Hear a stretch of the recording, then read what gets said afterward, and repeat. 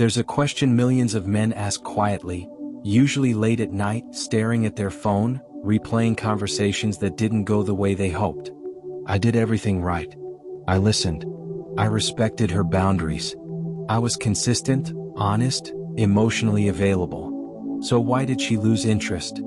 And then, almost unbelievably, she ends up with him. The guy who's emotionally distant. The guy who doesn't text back on time. The guy who seems careless, arrogant, or even rude. This moment hurts because it feels unfair.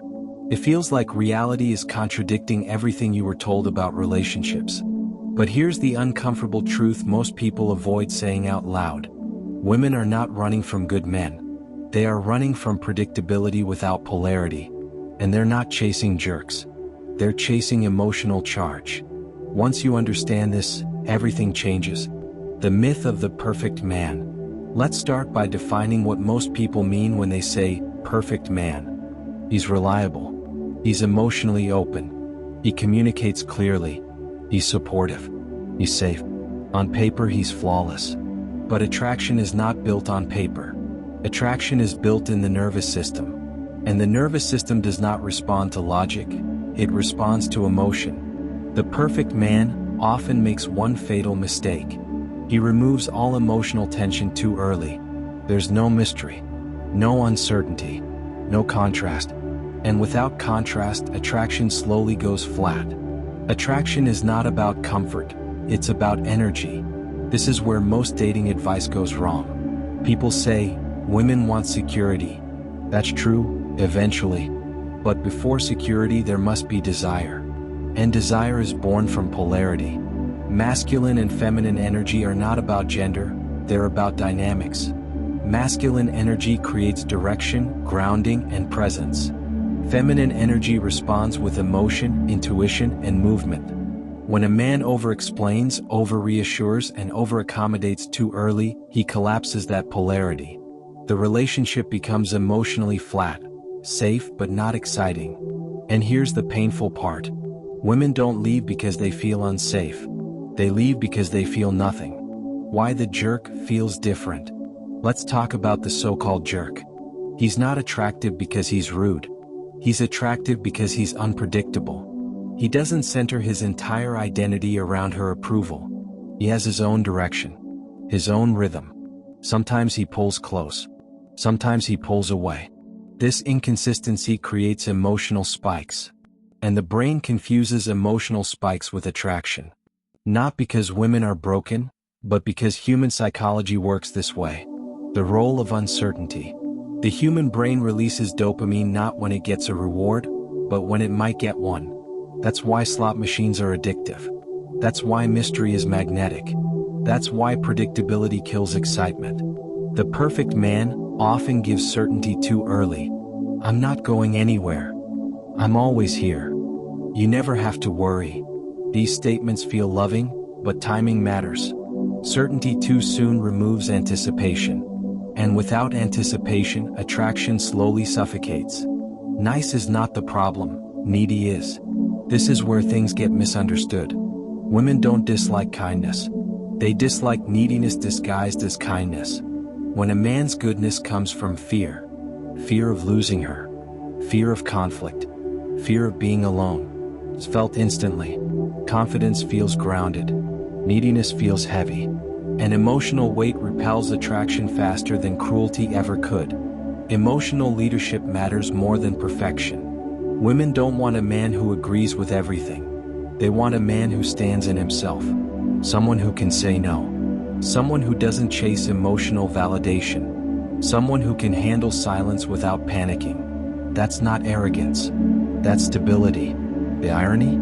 The man who tries hardest to be chosen often feels the least choosable. Why women leave good men without cheating? This confuses a lot of men. How could she walk away so easily? Because emotionally, she left long before she physically did. She didn't feel challenged. She didn't feel seen in her emotional depth. She didn't feel the spark anymore. And attraction doesn't negotiate.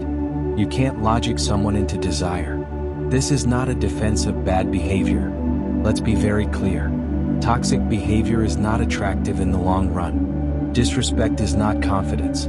Emotional abuse is not masculinity, but emotional strength is attractive. Direction is attractive. Presence is attractive. And many nice guys were never taught the difference. The real shift that changes everything. The men women stay with long-term are not jerks. They are men who combine warmth and boundaries, a desire and independence, availability and self-respect. They don't chase. They don't withdraw to manipulate. They simply exist fully in themselves. That's magnetic. What women are actually responding to. Not cruelty. Not ego. Not games. They're responding to emotional contrast. The ability to hold space without overgiving. The ability to care without collapsing. The ability to be present without losing identity. That's what the perfect man is missing. Not goodness but edge. The final truth most men never hear. Women don't run from men who are good. They run from men who make their world emotionally flat. And they don't chase jerks. They chase feeling alive. When you become a man who is grounded, expressive, independent, and emotionally present, without chasing approval, you stop being the perfect man.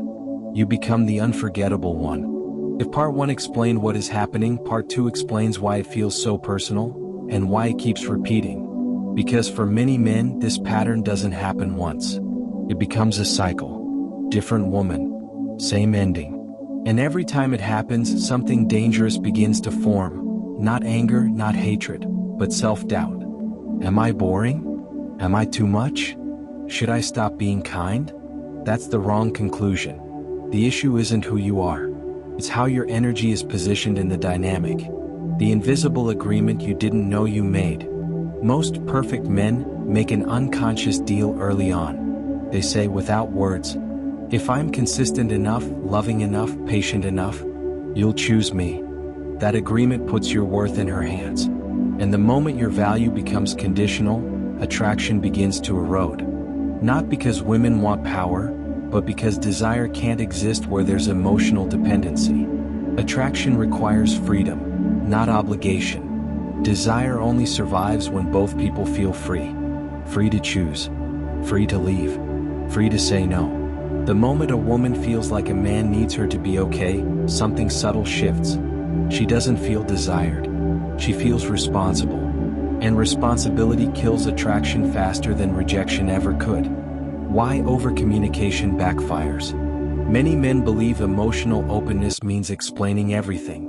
How they feel. Why they feel it. What they're afraid of. What they hope for. But emotional leadership isn't about constant disclosure. It's about containment.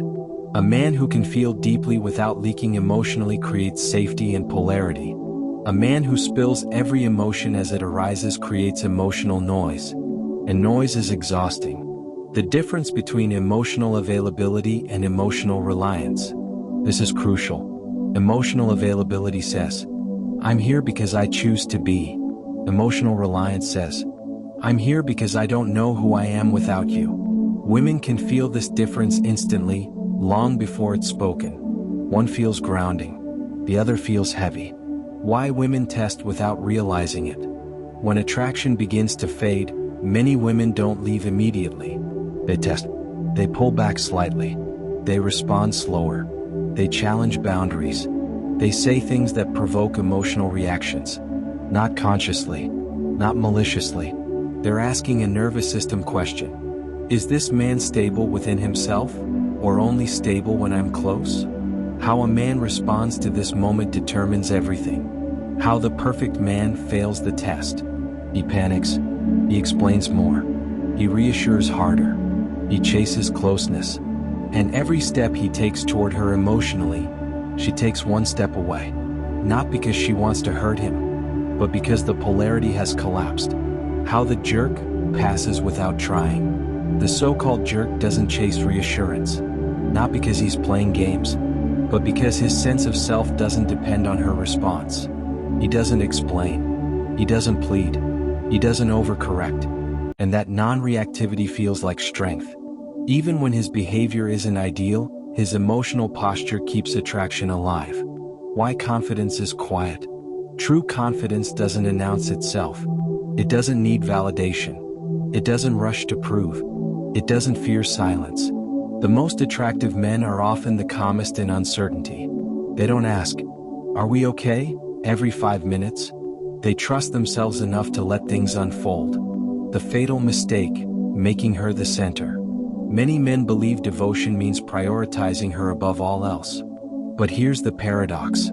A man who abandons his mission, purpose, and rhythm to orbit a woman loses the very gravity that attracted her. Women don't want to be the center of your life. They want to join a life that's already moving. Why women say, "I don't know what changed." This line confuses men more than any other. I don't know, something just feels different. What changed was not love. It was energy. The excitement faded. The polarity flattened. The emotional charge disappeared. And because attraction operates below logic, she can't always explain it. You can't negotiate desire back. Once attraction drops, talking rarely fixes it. Long conversations don't restore polarity.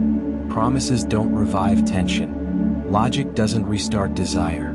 Only energetic shift does. And that shift never comes from chasing. It comes from grounding back into yourself. The moment everything flips. There's a moment many men experience too late. The moment they finally stop chasing. Stop explaining. Stop trying to be chosen. And suddenly she reaches out. Not because of manipulation, but because the emotional field changed. You became solid again. This is where most men get it wrong again. They think, so I should be cold? So I should ignore? So I should pull away on purpose? No, that's just fear wearing a new costume. The goal isn't distance. The goal is self-possession. What actually makes a man irresistible? Not perfection, not niceness, not arrogance, but emotional sovereignty. A man who feels deeply, without being ruled by feeling. A man who desires, without needing. A man who stays open, without collapsing. That balance is rare, and rarity creates attraction.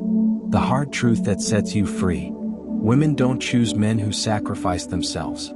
They choose men who stand fully in themselves and invite her in. The perfect man loses not because he's too good, but because he forgot himself.